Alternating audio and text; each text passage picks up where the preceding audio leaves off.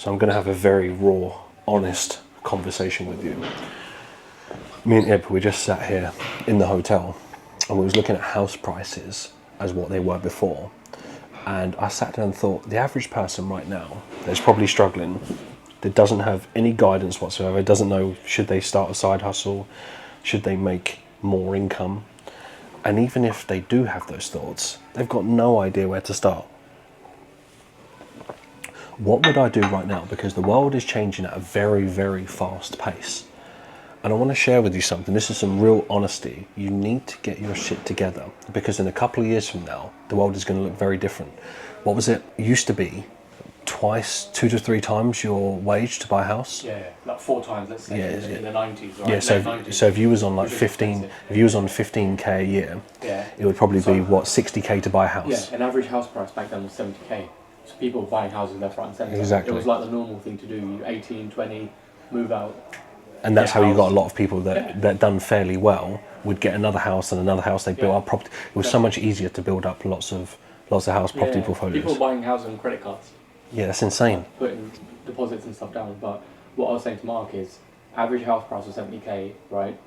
It's 4.4 times your salary. Yeah. It is now 8.9, 9 times your salary, 12 times in London. Okay.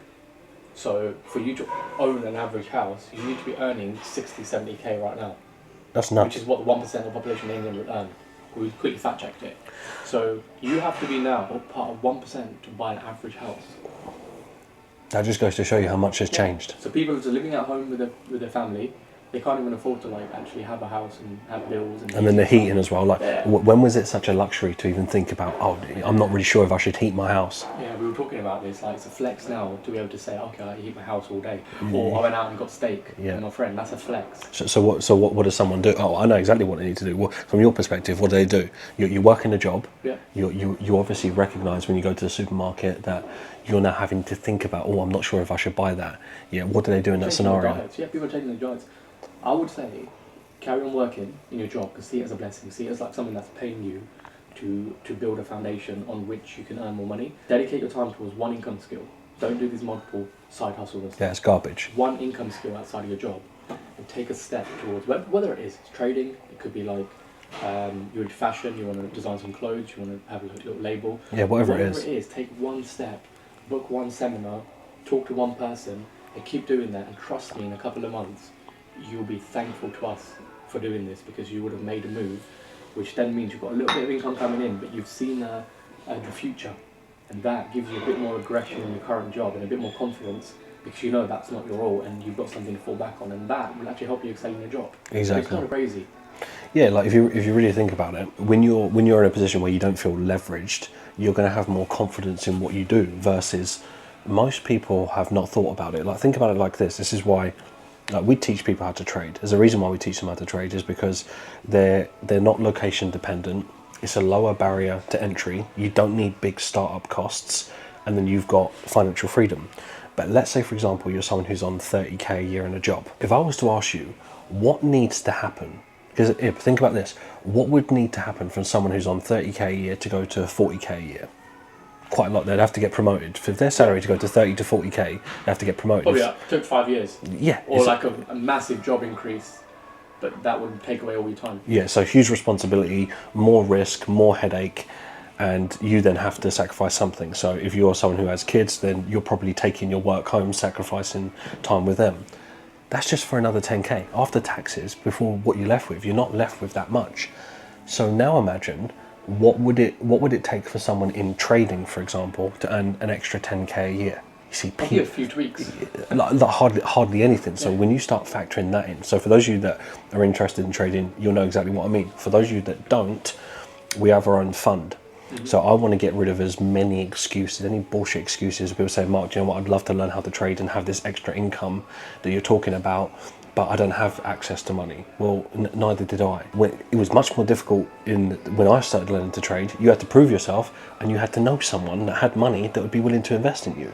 Now, you train people how to trade, you give them the opportunity. Once they know what they're doing, they can apply for funding. So all of those excuses, that's gone. Say, for example, someone starts with a 15k account. They make 7% profit on that account. That goes to 60k. We just had someone who passed on the in-house fund. He started with 10k. John, he just passed today. He's now got a 40k account. He's put in the work. He's got a job just like real people, just like anyone else, and now he's in a position with that 40k account to make 10% on that, and then that will double, and then he's got an 80k account. I would say when you get close to six figures, which is not a million miles away, you're suddenly making a lot more money than your job. So if we're talking about going from 30k to 40k and all the responsibility and the stress, and that's even if there is a pathway for you to achieve that, you could be trading an 80k account on our in-house fund. You've got a skill set that no one can take it away from you, and that when you're making, let's say, call an average, what would you say is average return, like 5%, I would say roughly per month? Yeah. Right? So a good trader, 5% per month, after profit splits, etc., it wouldn't be uncommon for you to make 2 to 3k, right? And that's on the lower end. But if you're making, let's say, 2k, 3k in your job, and now suddenly you're replacing that income of your current job and you've now gone to 6k, that's a completely different ballgame. You've not inherited all this stress from going from 30k to 40k, because they will work you to the bone, let's be honest. And if there was a pathway for you to go, well, Mark, I'm on 40k right now, but there's this opportunity opening up where I can go from 40 to 50 and then to 60. Well, best believe when you're at 50, when you're at 60, you're managing half the company, because people don't just easily throw these salaries around. What is the top 1% wage? I think he was looking at that the other day. £70,000 is now what the top 1% in the UK are earning. Yeah. Okay, which to be honest doesn't seem a lot because it's so expensive. Of course. It's crazy. Most people are making 35k.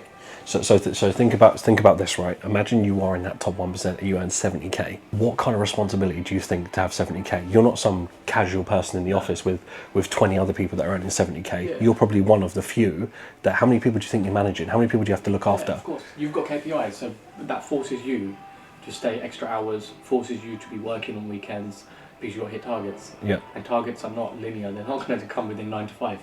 Yeah. That's just how it works, right? Someone's off sick, you've got to replace that person with someone else, or ring them, or do this and that. You get so consumed in that, and then you look up and you realise I've sold all my time for money. You haven't got much more money because everything's so expensive. I wish I'd just taken less responsibilities, earned a good amount, and just gone all in on a second skill. I would have made double or triple and had more freedom. Like for example, Mark talks about trading in Falcon. We introduced H4 last year. Don't even want to talk about that, Mark. You wanted the trader. What was the reason? Because of people that have time, that are time poor. Yeah. To be able to trade around their jobs. Yeah, that was probably the biggest one, right? So I'll explain it because this is important. I like, call it like a passion of mine, I like to remove as many as excuses as possible. So when I started this project 8 years ago, which is crazy by the way, 8 years ago, we've been helping people all over the world. I wanted to leave no stone unturned. So the average person can come to me and say, hey Mark, you know what, I would love to learn to trade, but I don't really come from money. I'd be like, well, I'll nip that in the bud straight away because I come from a council estate. So no excuse. Me and Ian, we come from a stone throw away. I could walk to his house in 30 seconds. Right, so we know what real struggle is like. So you can't bullshit us with anything. We've gone through it. We've made our way out. And the second thing would be like, Mark, I would love to learn to trade, but I don't think I can afford it. Well, the average person can, because there's a low barrier to entry to get a membership and learn, apply yourself. You might say, well, you know, I'm kind of living month to month. I highly doubt it.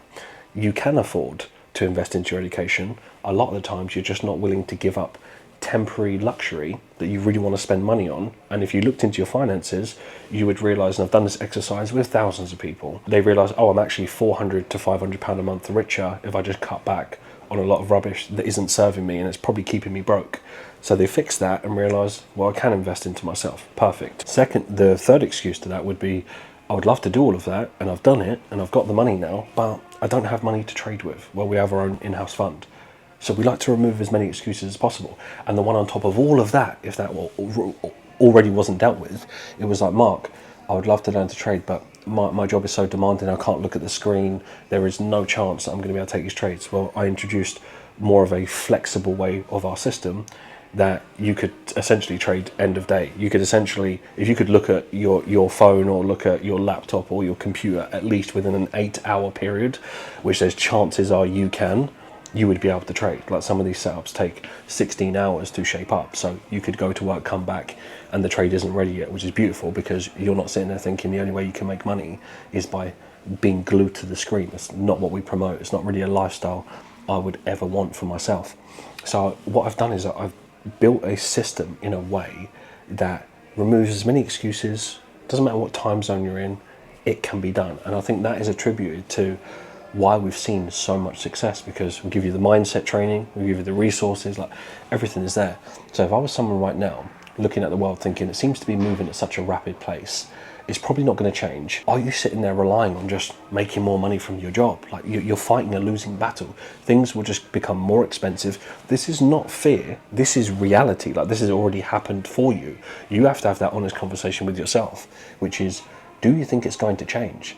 So you will miss a golden opportunity where it might be a bit of a struggle, it might be a little bit uncomfortable, but you've not even been uncomfortable yet, believe you me.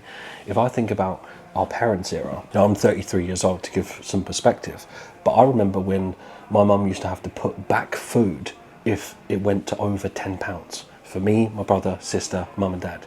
If the food came to over £10, she was upset, crying, and she was putting food back. I know what it feels like to, the cheap ketchup bottle. You put water in the ketchup bottle and shake it just to get a little bit more ketchup. That builds that's the mentality that you go through when you realise, right, you recognise your family are not telling you that you're poor, but you feel it, you recognise it. Listen guys, do me a favour, comment on this video, let me know what you're struggling with. Real stuff. Could be budgeting, finances, trading, mindset, relationships, your relationship with money, like whatever it is. We have a big year ahead of us. 2025 can be a massive year for you. You do not want to be someone left behind because you just didn't take any action and you was almost relying on like a government or something to save you. No one's coming to save you. You can take control over it, and you don't need to have a super high IQ. You just need a bit of bravery, a bit of ambition.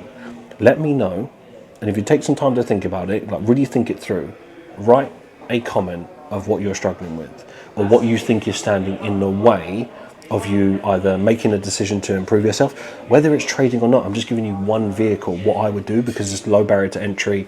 You don't need loads of stock, loads of staff. You don't need to hire out a premises. It's very easy for you to get involved. You just need to apply yourself, buy your time, and then you have the skill set, right? There's lots of other things that require a lot more risk and a lot more stress. If you're someone who has kids and you're thinking about starting a business and you have to invest all of your savings, that's a lot riskier than you learning how to trade the financial markets, which is a skill set and you can be anywhere in the world. But what do you think is standing in the way of you making that decision? What are you afraid of? That's what I want to know.